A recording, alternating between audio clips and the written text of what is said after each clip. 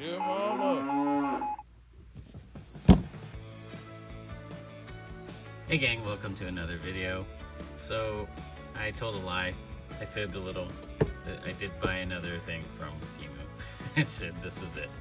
This is the Ripsaw EV3 F4. I don't know what that means, but I am familiar with the Ripsaw because back in the day, man, seems like a long time ago now, there was a TV show based on this family that was trying to make weapons for the military. I think they were called Howl or something like that, and this is their invention, the Ripsaw. So this popped up when I was like, oh, I'm not gonna buy anything from Temu anymore, and of course they sent me an email with a price for this. I couldn't resist, so I'm like, okay, maybe one last time. It's not like they screwed me on my previous order. They were fine, but you know, it was actually worth what I paid for. So we'll see if this is exactly what I paid for, or if it punches above that. I don't remember the scale. I think I was hoping it was 1/12, but a lot of these things, even though they say they're 1/12, scale a bit smaller. So this is what we're here to find out. So coming up right now, we got this Niho Tech Ripsaw based on the Howl Ripsaw. Alright? Right now. Alright, let's crack this guy open. So what does this say? 2.G gigahertz remote control. All you remote control people know what that means. I don't know what it means.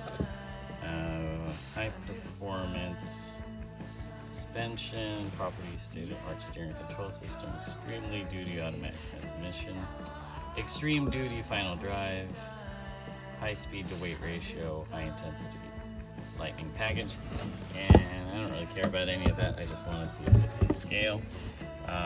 They do come in two colors, desert and gray. I opted for the gray, and let's see what it looks like. Oh yeah, that's small. It's not the scale I was hoping for, but it does look nice. So let's take a look at this.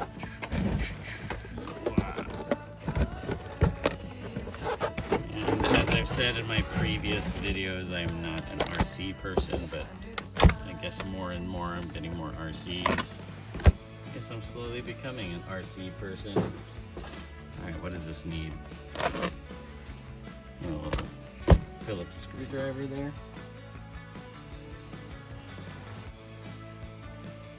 Thought I had one.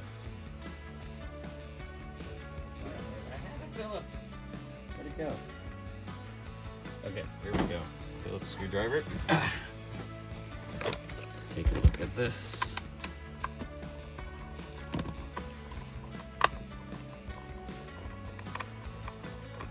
Alright, let's go. Come on. Nice. What's that? It actually feels pretty sturdy. It's not all empty plastic. Let's look at this. Yeah, the build's pretty good. There's a lot of metal there. Look at this thing. This little metal brackets there.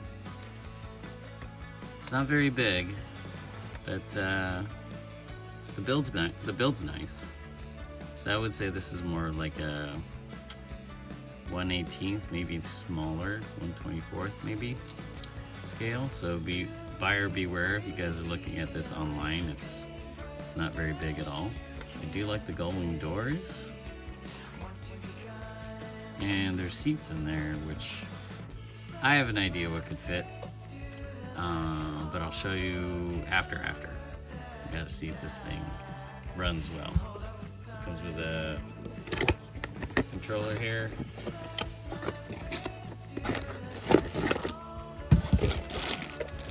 Some batteries. Oh, I could have used that.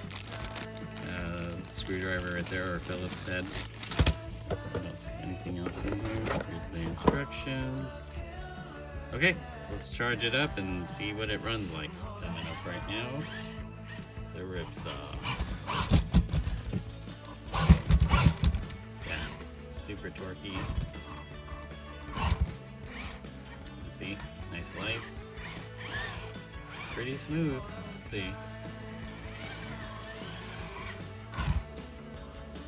I can adjust the camera here real quick. Tried a different tripod to get closer to the action, but I went back to my handy dandy floor tripod. I think it's much better. Whoa, dang it. Yeah, it's pretty freaking fast.